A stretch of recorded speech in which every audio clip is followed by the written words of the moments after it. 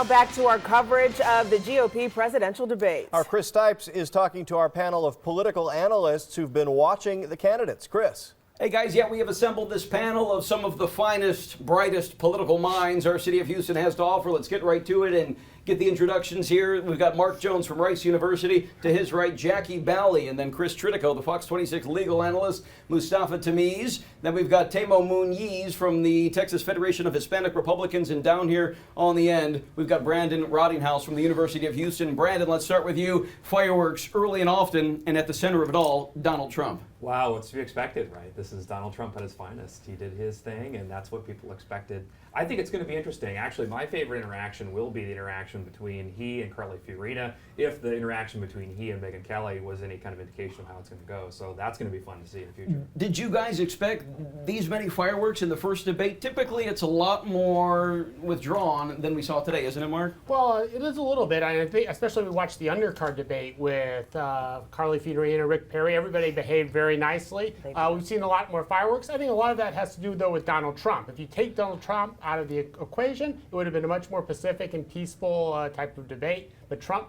had fireworks, and he made probably some negative comments with Megyn Kelly that's going to hurt him with Fox News coverage later on.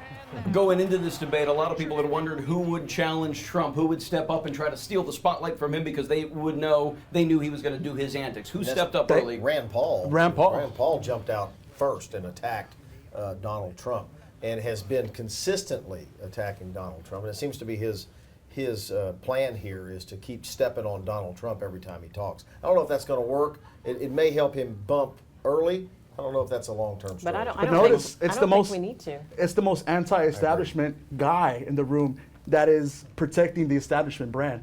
And I think that's awesome to look at. I think, Donald Trump, welcome to the Republican Party. You got to prove yourself. Exactly. Yeah, I don't think we need to actually let Donald Trump do what Donald Trump has to do. Because ultimately, he will have to prove that he actually knows the policies. And so all of these one-liners that are really popular right now won't sustain over time. So let him just do his thing. And that's why you saw Jeb Bush. He did exactly what he was supposed to do. He just answered questions. He was pretty solid. But he really didn't feel the need to actually project or take the lead because he wants to let Donald do it. It's a better strategy to ignore Donald Trump. It is, and let him just talk. Mustafa? Well, look, I think what we're seeing is that Scott Walker is rising and starting to look like a presidential candidate. He's coming up the fray. Marco Rubio had some really good sound bites. He kind of looks like a good vice president. And the rest of the stuff is blah, blah, blah, blah, blah. We're not going to remember what any of these guys said.